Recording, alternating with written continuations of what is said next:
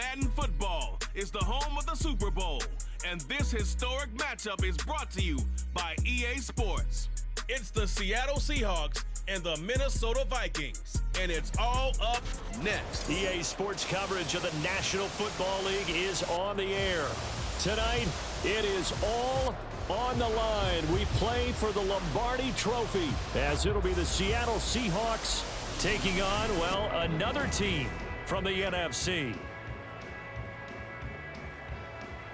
From up top next to Charles Davis, I'm Brandon Gaudin. And, folks, we were already excited for this game. And then before the contest, you and I are down on the field outside the white lines. Yes, we were following the rules. We were following the rules, and a ball comes over our direction, but we can't see it. Somebody yells heads up, and instinctively you turn around and you snare it one-handed with your off left hand. So now we're really ready for football. No gloves either. No gloves. No gloves. Not like what the guys are wearing playing the game now.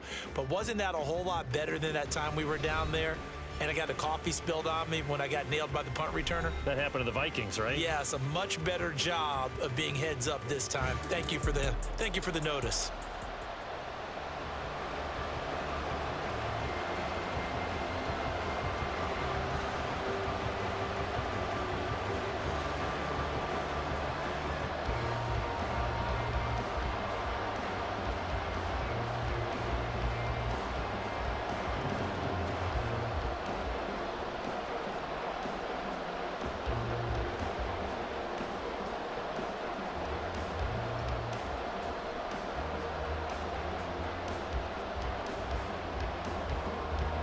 And we are underway here in Las Vegas.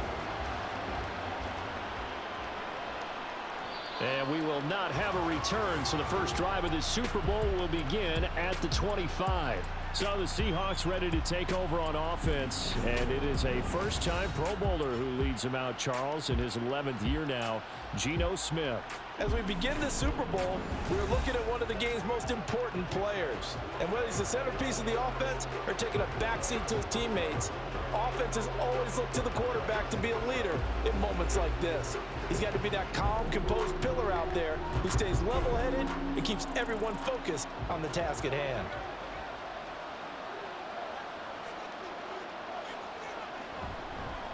The leading rusher among rookies a season ago. Here's Kenneth Walker. And this will be a Seahawks first down as he's got this past the 35 to about the 37.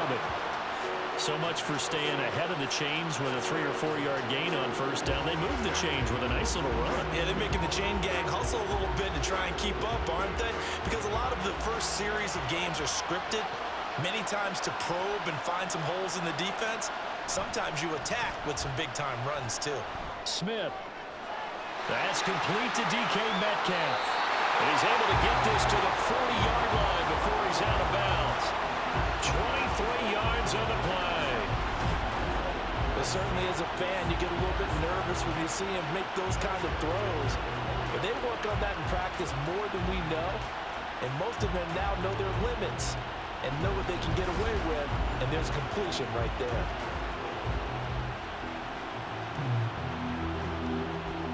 From Viking territory now, they'll come up 1st and 10, right at the 40. Geno now to throw. This one into the hands of Metcalf. This will be stopped about 2 yards shy of the marker. 8-yard gain, 2nd and 2. And he's already got 2 catches on the opening drive. They know he's going to be a handful. And sometimes you game plan for that offensively. You want to make sure that guy touches the ball, and sometimes it just happens naturally. And then you change your game plan. When he has the hot hand, you keep going back to him because he's running routes with confidence as the game goes on. 7 yards there and a first down. That early game script that they drew up is working pretty well here on this first drive. Already in field goal range, Charles knocking on the door of the red zone. You know, Brandon, when we met with the coaching staff, they kind of predicted that they would come out firing like this.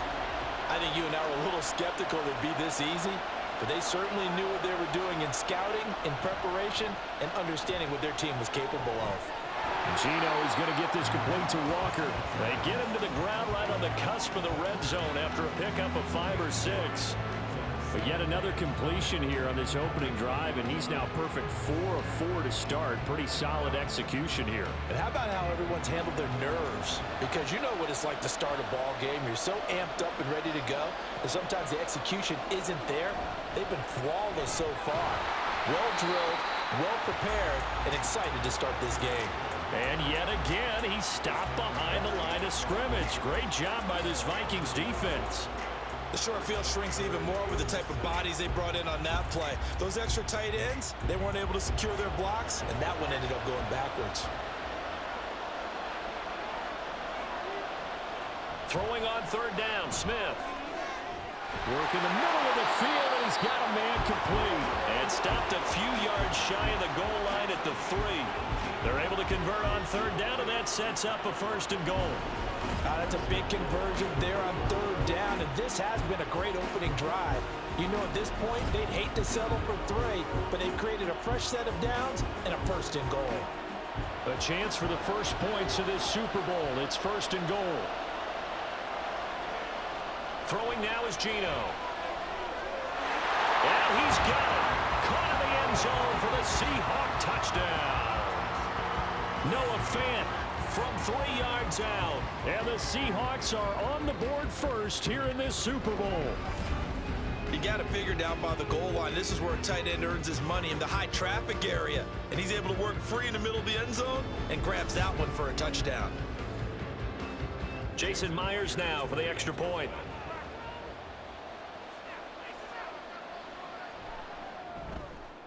And this will give the Seahawks a 7-0 lead. So that one, an 8-play drive. It spans 75 yards. And it's Noah Fant who caps things off with the touchdown.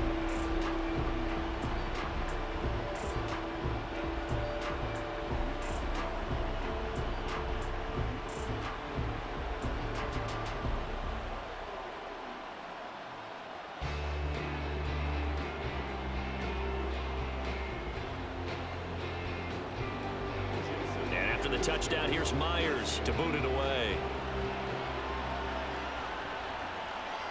Kene Nwangwu now out of his end zone. And he'll get it up past the 20 to about the 22. And now it looks like he's in some discomfort after being tackled at the end of that return. We'll take a break and get a report from Vegas after this.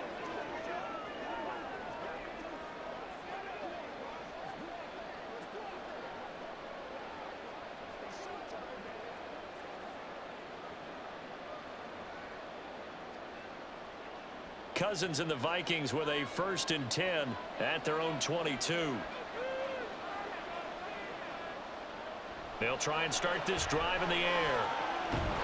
Gets this into the hands of N'Keal Harry. Random, to me, what's important right here on this drive is for them to get at least 2 first downs. They've got to give their defense a chance to settle down, catch their breath a little bit after they give up a touchdown on the opening drive. Ball on the 28-yard line. Here's a 2nd and 4.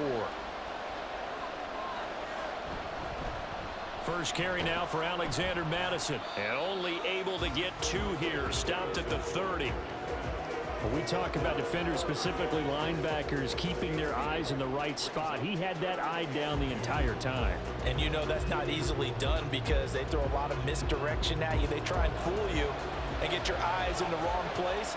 But you're right about that one. He correctly figured that one out and made a really nice play.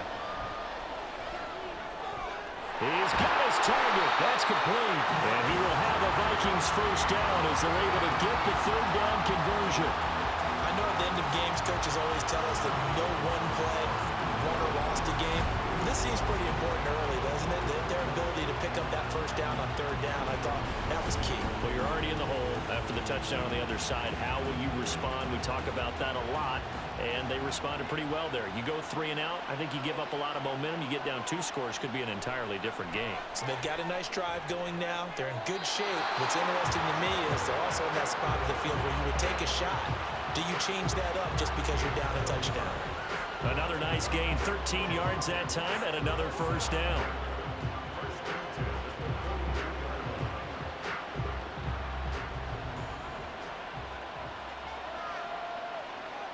Here's Cousins. Looking for Addison again, and he's got him again. And he's dropped right at the 40. Gain of 3. We've seen quite a bit of the short passing game here early on first quarter, haven't we? We have, and I think it works a couple of ways for this team because, number one, you throw the short game until they stop it. And if they're not going to stop it, you keep throwing it, and occasionally you'll break a tackle and turn into a bigger gain. Also, if they start to creep up, start to pressure receivers, now you go over the top, take it deep, and now you get some of those big shots downfield. Throwing again on second down, but this time it's incomplete. That his first incompletion after a 4-for-4 start. Yeah, but they shouldn't back off from what they're doing. I like the play calling right out of the gate. I like the tone that they're setting. Keep going in that direction. If they want a first, they need to get the football to the 32 here on third down. Cousins to throw it. Pressure comes. He's taken down by the Seahawk defense. Ochena Nwosu in there to drop him for a 6-yard loss, and that will lead to fourth down. And when you go 5 wide like they just did there, you can't really max protect, can you? No, you cannot. What you're hoping is that by going 5 wide, you're forcing the defense into coverage. And if you do that, you get a chance to find some people downfield. But if they audible themselves and go into a blitz, then it's got to happen right now. Or very lights quickly. out. Or exactly right. Turn them out. That play's over.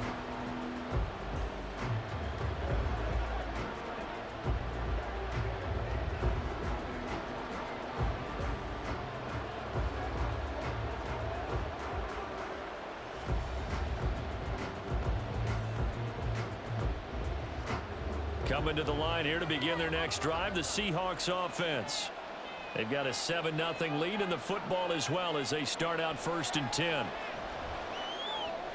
Now a dump off here complete. And he's able to get out to the 32, brought down there.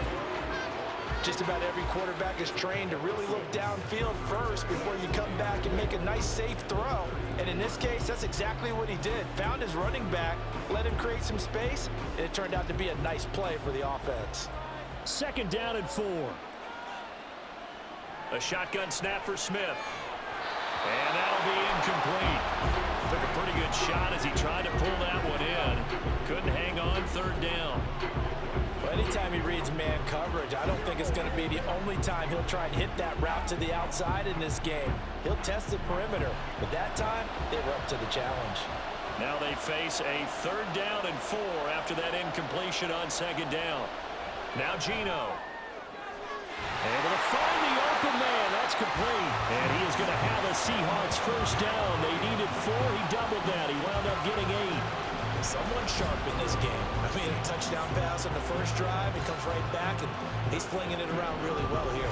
Really nice throw there to pick up the 1st down. You kind of just feel a laser focus and confidence about him, and I think we saw that this week, didn't we? Talking to him and the coaches, they felt good about his performance coming up. Yeah, I was really impressed with that last practice we saw when they went through 2-minute drill, when they went through all the different situations. Ball hardly hit the ground, and I thought, yeah, he might be locked in for this one. Call it a gain of 4 on 1st, and that'll make it 2nd down. I feel like I could see what he was thinking on that carry. Wanted to follow that big tackle through the hole. Ended up only getting 4 yards on the carry. I think he had designs on that one being bigger.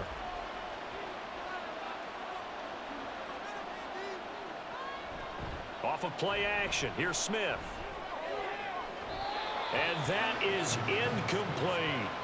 They decided the opportunity was there and launched a deep ball, but he was unable to get away from the defender, couldn't create space, couldn't uncover at the end of the route, and that one winds up incomplete. An incomplete pass on that last play, and that means they'll need to come up with something here on 3rd down. Back to throw, Smith.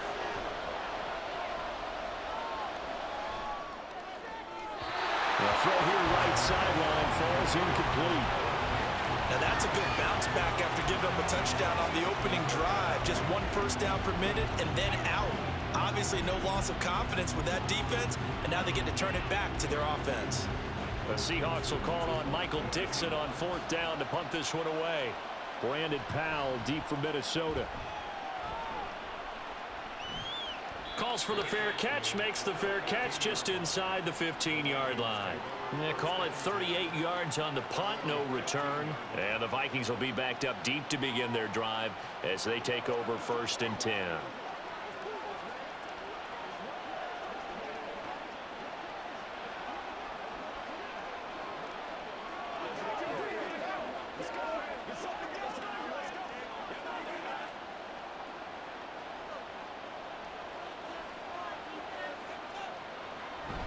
Going to begin the drive here with Madison. And they'll be stopped at the 28 on a play that started at the 14. They pick up 14. Defensively, they were in the 3-4. Solid run up the middle. What made it successful? Well, what you have to do is control the nose guard, but sometimes you don't do it by blocking him. You do it by influencing him. Get him moving to one side or the other and hit him back on the opposite. On play action, Cousins. And the Seahawk defense gets to him, and they bring him down. Flying in to pick up that sack, Jordan Brooks. The last run went so well for them. Maybe they should have just handed it off right here, too. Instead, the quarterback ends up keeping it, and the defense is right on it and wipes away the yardage gained on the last snap.